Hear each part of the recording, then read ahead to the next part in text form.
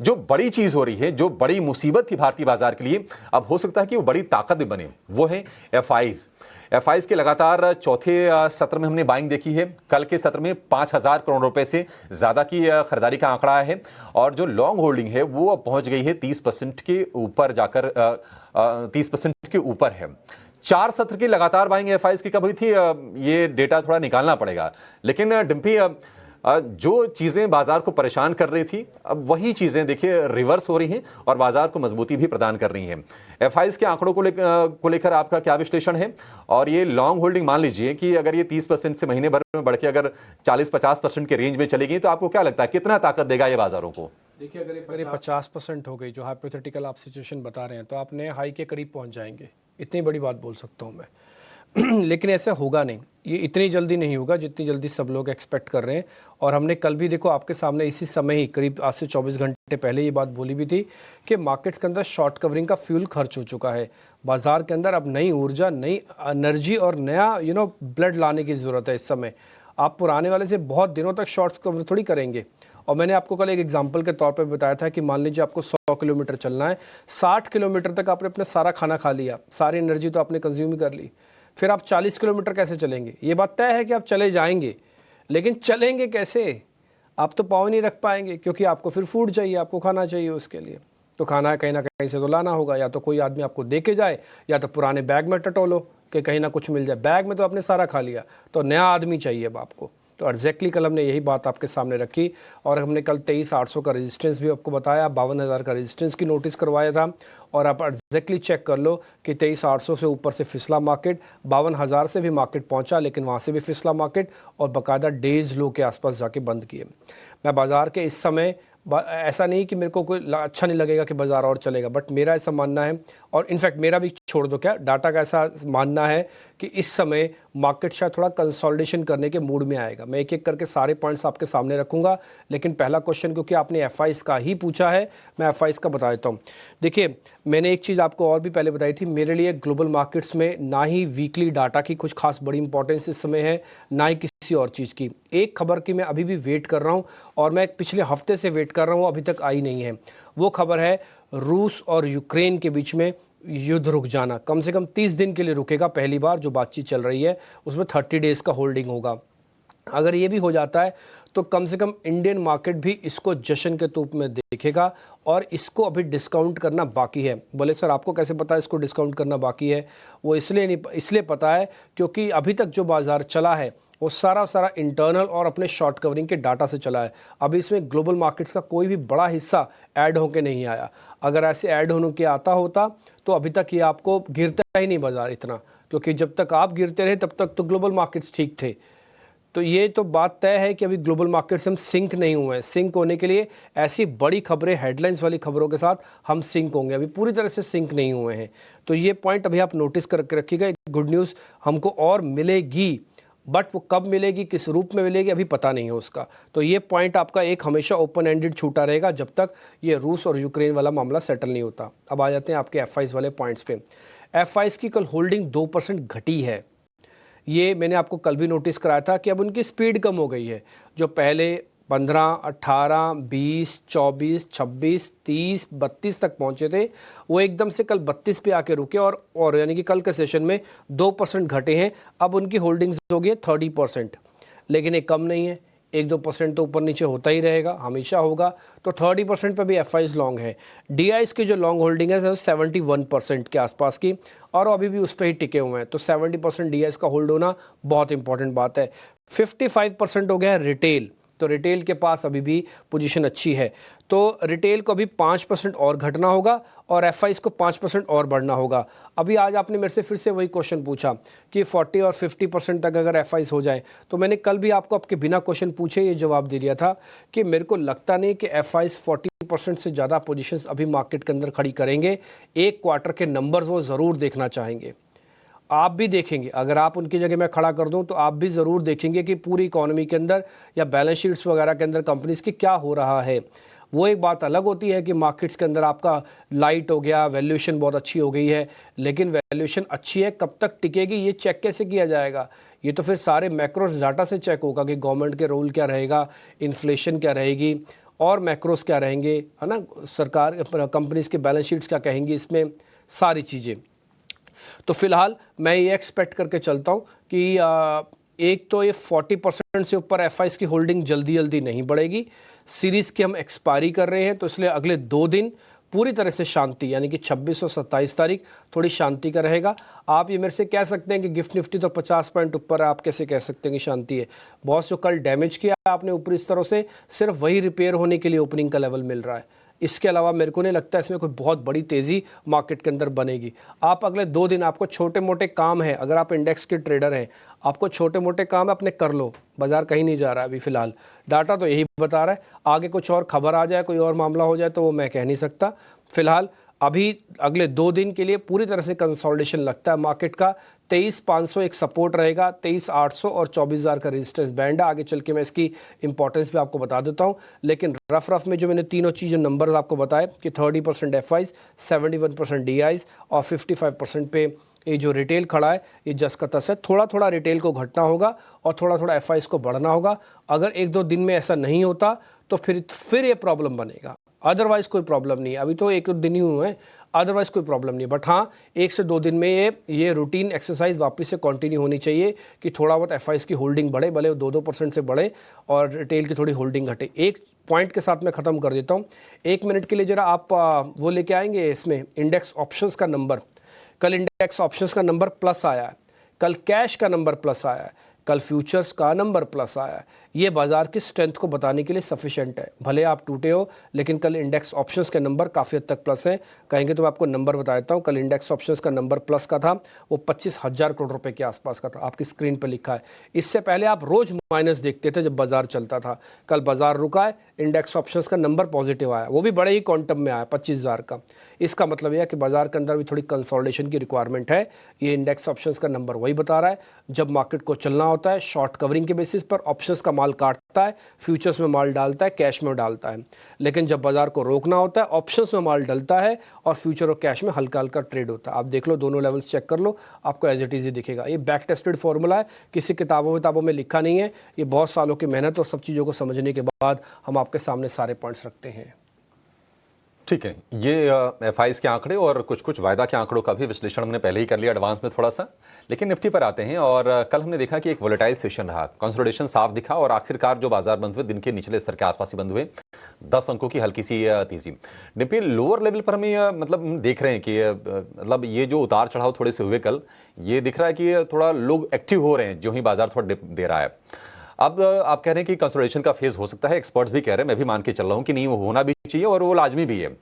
अब नीचे अगर बाजार जाए, मान लीजिए अभी 23,000 हम 600-700 के आसपास का स्तर देख रहे हैं, अगर किसी को मिलता है अगर निफ्टी 23,400-500 पे बाइंग करनी चाहिए, बाइंग ऑन डिप का बाजार परफेक्टली इन प्लेस है, 100% है buying on dips. Buying on dips तो हमने आपको 22,800 में ही बोल दिया था कि आप तब वेट मत करना, जिस दिन आप 22,800 की लक्ष्मण रेखा को पार कर लोगे, उस दिन से मार्केट बाइंग ऑन डिप्स का मार्केट हो गया था।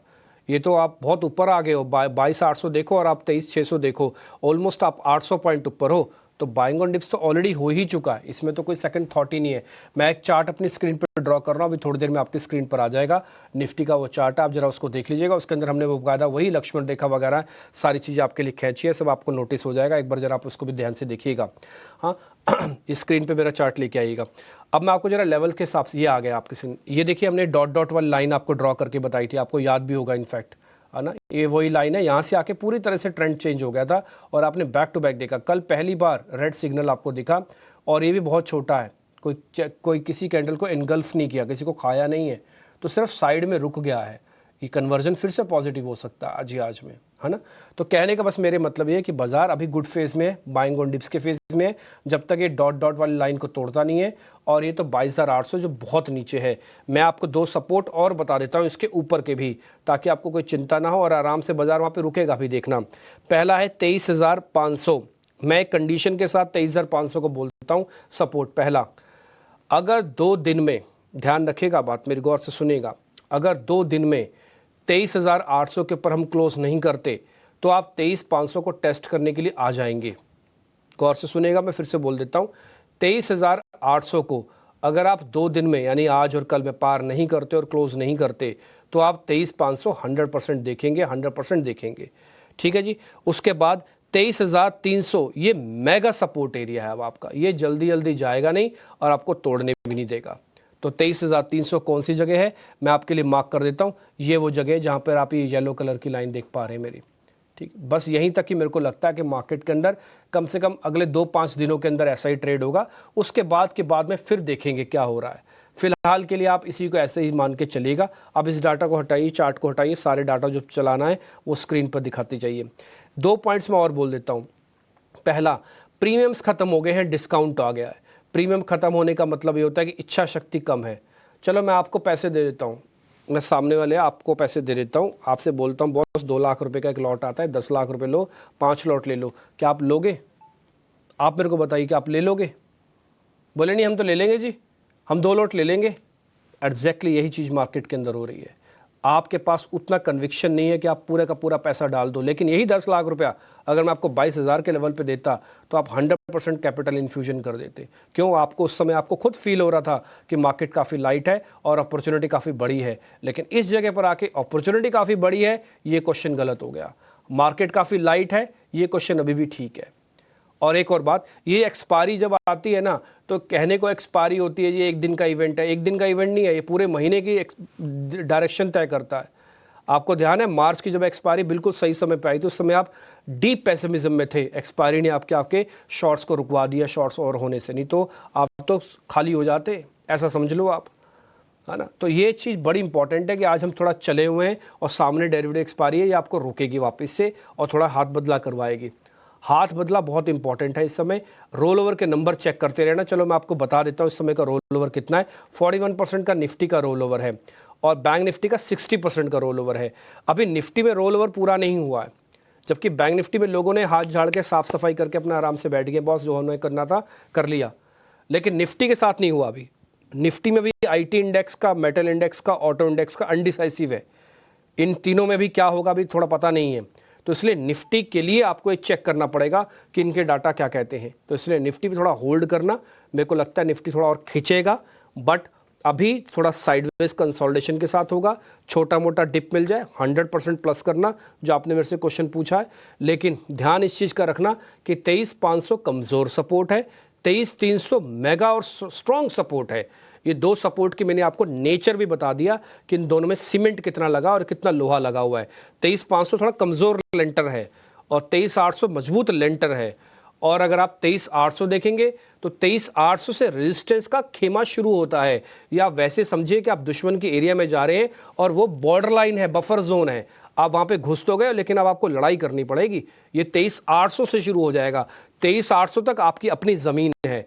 आप जैसे आपको करना है वैसा करो, कोई पूछने वाला नहीं है आपसे। बराबर है जी। सारी चीज़ें मैंने आपको बता दी, लेवल्स बता दिए। ऑप्शंस वाले कृपा करके 2 दिन ट्रेड ना करें, आपके सारे पैसे खा लिए जाएंगे। अगर आपको ट्रस्ट नहीं हो रहा हो तो 23,500 की कॉल, 23,500 के पुट सामने स्क्रीन पे दिखा दो, 23,800 की कॉल, 23,800 की पुट सामने स्क्रीन पे दिखा दो, आपको पता लग जाएगा। दोनों के पैसे खा ले जाएगा। एक ही टेबल पे बैठे दोनों आदमी हैं, दोनों ही आदमी पैसे गंवा रहे होंगे। ठीक है, विश्लेषण हो गया। 7 सत्र की लगातार तेजी हमने देखी थी निफ्टी बैंक में और कल जाके उस पे हॉल्ट लगा है। हालांकि ज्यादा कोई प्रॉफिट टेकिंग आई नहीं, बहुत हल्की सी गिरावट के साथ ही निफ्टी बैंक बंद हुआ है। क्योंकि अगर आप देखेंगे तो पिछले 9 सत्र में करीब 3,000 पॉइंट की रैली हम निफ्टी बैंक में देख चुके हैं। डिम्पी, निफ्टी बैंक के जो कॉन्स्टिट्यूएंट्स हैं, सबसे ऊपर HDFC बैंक, फिर ICICI बैंक, फिर Kotak bank, axis bank, SBI, ये तमाम शेयर कहीं कोई शेडिंग हम देख नहीं रहे हैं। थोड़ी बहुत एक आध सत्र की गिरावट आ जाए, अदरवाइज मोमेंटम लगातार पॉजिटिव बना हुआ है और हम RBI की तरफ से भी लिक्विडिटी इंजेक्ट होते हुए हमने देखा है और पॉलिसी का भी सहारा मिला है। क्या निफ्टी बैंक की तेजी आपको लगता है कि बरकरार रहेगी और यहां पर फोर्स ज्यादा होगा निफ्टी के मुकाबले? नहीं, फोर्स अब ज़्यादा नहीं होगा। एक ज़माना था जब फोर्स ज़्यादा था और हमने आपसे कई बार बोला कि जब भी खरीदना पहले बैंक निफ्टी खरीदना। और हमने कल भी आपके बात बोली थी, अगर बेचना, अगर आपको लग रहा है मेरे पास निफ्टी और बैंक निफ्टी है तो कोई चीज़ मेरे को पहले खाली करनी है या जिसका ट्रेलिंग स्टॉप लॉस लगाना है वो बैंक निफ्टी का लगाना। आप चार्ट आपकी स्क्रीन पर है, वर्टिकल राइज हुआ है, इसको हम वर्टिकल राइज कहते हैं। देख रहे हो आप क्या स्पीड से गया ऊपर, एक दिन भी इसने पीछे मुड़ के नहीं देखा। कल पहली बार था ये लाल निशान। अच्छा, बाय द वे मैं एक और चीज़ थोड़ा मेरे से मिस हो गया। कल निफ्टी के अंदर लाल निशान नहीं था, कल 10 पॉइंट का एडजस्टमेंट के साथ वो हरे निशान में बंद हुआ है। फ्यूचर्स लाल निशान में थे, वो 32 पॉइंट टूटे हैं। तो एथिकली कल का निफ्टी फ्लैट बंद हुआ है, लेकिन बैंक निफ्टी के साथ ऐसा नहीं हुआ। बैंक निफ्टी का स्पॉट और बैंक निफ्टी का फ्यूचर्स दोनों ही नीचे थे, हालांकि बहुत ज़्यादा नहीं थे बट फिर भी थे। अब आते हैं कि इनमें कितनी स्ट्रेंथ है, कितनी पावर है। देखिए बैंक निफ्टी में स्ट्रेंथ तो है, क्या रिस्क रिवॉर्ड भी है? तो मैं बोलूँगा रिस्क रिवॉर्ड नहीं है। रिस्क रिवॉर्ड के लिए या तो आप डिप की वेट करो, या तो फिर एक नई चीज़ों को आने की वेट करो। एग्जाम्पल मैं बताता हूँ, जैसे 23,800 और 24,000 निफ्टी का जिस दिन ब्रेक होगा ना, तो उस दिन आप बैंक निफ्टी खरीद लेना। बोले सर ब्रेक तो निफ्टी कर रहा है, आप बोल रहे हो खरीद बैंक निफ्टी लेना? यस, क्योंकि तब वो लीडरशिप में आएगा और इसको ज़्यादा तेज से ड्रैग कराएगा, है ना। तो थोड़ा इस चीज़ का ध्यान रखना, जब तक अब दोनों का इंपॉर्टेंट एरियाज पार नहीं होते अब चलेगा नहीं कुछ भी, है ना। जैसे निफ्टी का 23,800 और 24,000 जब तक अब पार नहीं होता, बैंक निफ्टी डाइवर्जन से अलग नहीं जाएगा, वो लीग से हटकर ज़्यादा नहीं चलेगा। तो आपका जो क्वेश्चन है कि इसमें ज़्यादा पावर है, मैंने उसका जवाब दे दिया, ज़्यादा पावर नहीं है। क्या पावर है? हाँ पावर है। क्या रिस्क रिवॉर्ड है? नहीं है। रिस्क रिवॉर्ड कैसे आएगा? या तो हल्का सा डिप लाओ, या तो फिर ऊपर की रेंज को ही तोड़ दो। दो ही तरीके से तो आप बाहर निकलोगे ना। आपके सामने दीवार है, पीछे भी दीवार है, या तो बॉस पीछे की दीवार तोड़ो तब आप बाहर निकलोगे इस पिंजरे से, या तो सामने वाली दीवार तोड़ो, इससे निकलोगे पार आप उस पिंजरे से। या तो रेजिस्टेंस तोड़ो या तो सपोर्ट तोड़ो, कुछ तो लाओ, कहीं तो कुछ तो दिखाओ। तो अभी आप उस रेंज में हो, इस रेंज की रिस्पेक्ट करो और उस रेंज के अंदर ज़्यादा बड़े एक्सपेरिमेंट ना करो, थोड़ा शांति से बैठो। और मेरे को ऐसा लगता है कि इंडेक्स ऑप्शंस वालों को तो बिल्कुल काम नहीं करना चाहिए अगले 2 दिन। कहने की बात होती है कि एक्सपायरी है, हम ऑप्शंस में काम करें जम के भर भर के, लेकिन मेरे हिसाब से भी थोड़ा रुक के काम करना चाहिए, क्योंकि मार्केट का जो एक्शन था ना, वो आज से हफ्ते भर पहले ही शुरू हो गया था। जल्दी थी ना, तो हफ्ता भर पहले ही शुरू हो गया। तो अगले 2 दिन यानी कि 26 और 27 तारीख मेरे को लग रहा है शांति से निकलने वाले हैं, और आप आराम से काम कीजिएगा। मैं इसके लेवल्स भी क्लियर कर देता हूं, क्योंकि कल बंद हुआ 51,600 पे, 51,500, 51,300 और 51,000। ये तीनों हर 200-200 पॉइंट पे आप स्टॉप लॉस खुद से समझ लेना। मार्केट में स्ट्रेंथ है। बोले सर हमको आना कब है, अच्छे लेवल्स कब होंगे आने के? तो बैंक निफ्टी के वो अच्छे लेवल्स हैं करीब 50,800 से 51,000 की रेंज के, यानी यहाँ से 600 पॉइंट नीचे। अगर आपको बैंक निफ्टी यहाँ से 600 पॉइंट नीचे मिलेगी, तब आपको एक राउंड की एंट्री ज़रूर करनी चाहिए, वो भी एक्सपेरिमेंटल एंट्री करनी चाहिए। बड़ा भर भर के माल नहीं लेना चाहिए। मैंने तो आपको एकुमुलेशन कब से बंद करवा दिया, और दूसरा बाय राइट और सिट टाइट करवाया है, और नो एग्रेशन नो डिप्रेशन करवाया है। और अभी भी आप नो एग्रेशन नो डिप्रेशन पे रहना। 600 पॉइंट नीचे जाए तब प्लस करने के लिए आना। इस 600 पॉइंट में तो एक घूमने के लिए बॉस, टहलने के लिए बैंक निफ्टी को जगह है ये। आप कैसे 500 पॉइंट के अंदर आप बोलेंगे हम अंदर आ जाए और रॉकेट बन जाए? ऐसा नहीं होगा, इसलिए थोड़ा वेट करो। आ जाएंगे आ जाएंगे। अच्छा बोले सर नहीं आया फिर क्या होगा? अरे भाई नहीं आया तो नहीं आया ना, क्या हो जाएगा फिर? ऐसा आपकी उम्र कम हो जाएगी, आपका यश कम हो जाएगा, आपके घर का चलता हुआ पंखा बंद हो जाएगा क्या? कुछ भी नहीं होगा बॉस, शांति से बैठे रहो। नो एग्रेशन नो डिप्रेशन, यही एग्रेशन मार्केट के अंदर फंसाता है, और यही जो उल्टे सीधे स्टेप्स होते हैं फंसाते हैं। मैं समझ सकता हूँ कि 10 में से आपके 6 स्टेप अगर ठीक पड़ गए तो आपका काम बन जाएगा, लेकिन 4 स्टेप अगर गलत आ गए तो दिक्कत भी है। एक और चीज देखिए, ये अज्यूम करके हम लोग चलते हैं कि नहीं चलिए 90% लोग तो लॉन्ग वाले ही हैं, और उनके लिए हम मतलब ये होता है जैसे कि नेचुरल इंस्टिंक्ट है बाइंग करना। जो शॉर्ट वाले हैं वो भी आपको बहुत ध्यान से सुन रहे हैं, वो भी सुनने कि आप उनके लिए क्या बोलोगे। अब चूंकि बाजार ने एक ब्रीदर लिया है, थोड़ा पॉज वाले मोड में आया है, उनके लिए कोई अपॉर्चुनिटी इंट्राडे वाले ही सही क्या बनेगी? अगर बनेगी तो क्या स्ट्रेटजी बनानी चाहिए उनको? हाँ बिल्कुल है उनके लिए, क्योंकि उन्होंने देखे शॉर्ट्स को सिस्टम ने खुद ही थैंक यू किया। और हमने कई बार आपको बताया था कि 22,000 के लेवल के आसपास अगर आपके पास जितने भी प्रॉफिट्स हैं, अगर आपने शॉर्ट से कमाए हुए हैं तो भले आपको ज़रूर बुक कर लेना चाहिए, क्योंकि यहाँ पे एक मेगा सपोर्ट एरिया था। अब आते हैं आपके शॉर्ट्स वाले क्वेश्चन पे कि शॉर्ट्स वालों को क्या मिलेगा। देखो शॉर्ट्स वालों को 2 चीज़ों को भी वेट करनी है, कम से कम 2 दिन वेट कर लेना। आप क्या वेट करना है सर? 23,800 और के लेवल नहीं आते हैं तो आप एक छोटा सा काम करो, आप छोटा सा एक स्टॉप लॉस लगाओ ऊपर 24,000 का, और जैसे मार्केट थोड़ा ऊपर जा रहा है बेच दो, जैसे थोड़ा ऊपर जा रहा है वापस बेच दो।